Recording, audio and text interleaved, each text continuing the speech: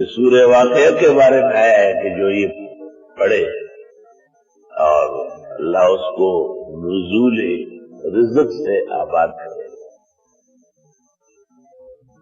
خاص کر شام کے اوقات میں، اور خواتین کے پڑھنے کو اکثیر جانا گیا ہے۔ حضرت عثمان نے عبداللہ بن مسعود کو کہا تھا کہ میں چاہتا ہوں کہ آپ کے اخراجات کے لیے وظیفہ مقرر کروں بیت المال سے۔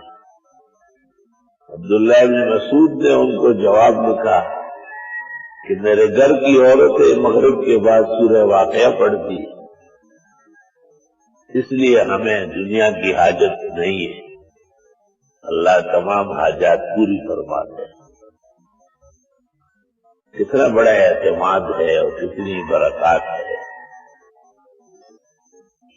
میں اکثر طلباء سے بھی کہتا ہوں، علماء دین سے بھی، جب کبھی وہ معاش اور اقتصاد کا شکوہ کرتے ہیں، آج کل تو حالات ایسے ہو گئے کہ تمام مدرسے والے علماء اور وہ خاص کر افغان میں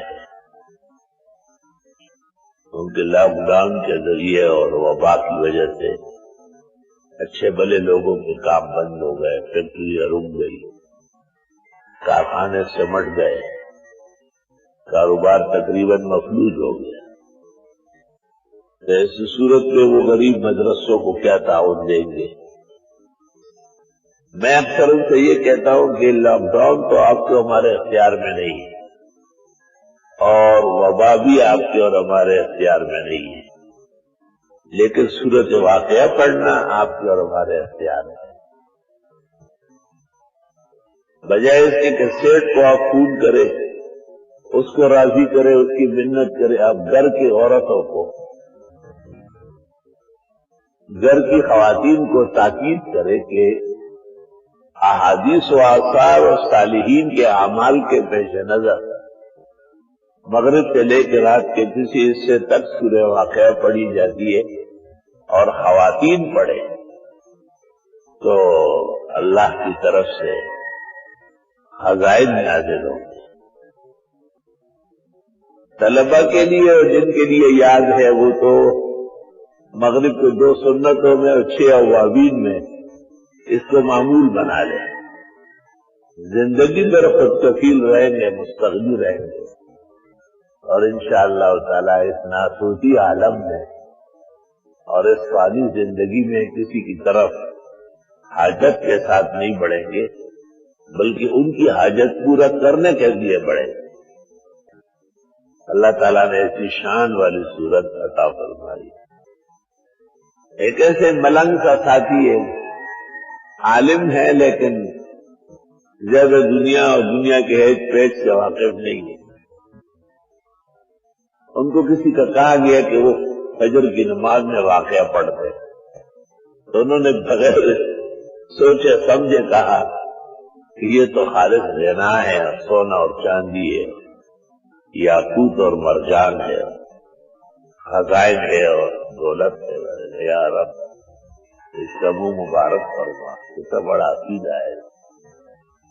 تو آپ کو بھی نصیحت ہے اور بہت کوشش کے ساتھ اس کو بڑا کر، اور گھر کی بیویوں کو بھی، ہماری بہنوں کو، باوجوں کو، ماؤں کو، بیٹیوں کو بتائے۔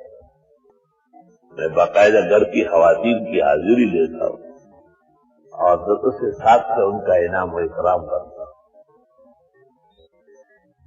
الحمدللہ الحمدللہ، گھر کی عورتیں سب فاضلات ہیں، عالمات ہیں۔ بڑی بیٹی تو حافظ قرآن ہے، بہت پختہ مضبوط حافظ ہے، تو ان کے لیے تو پڑھنا کوئی دشوار نہیں ہے، صرف استقامت اختیار کرنا دشوار ہے۔ اس میں ناغہ واغہ نہیں ہوگا، اعمال میں ناغہ نہیں ہوگا۔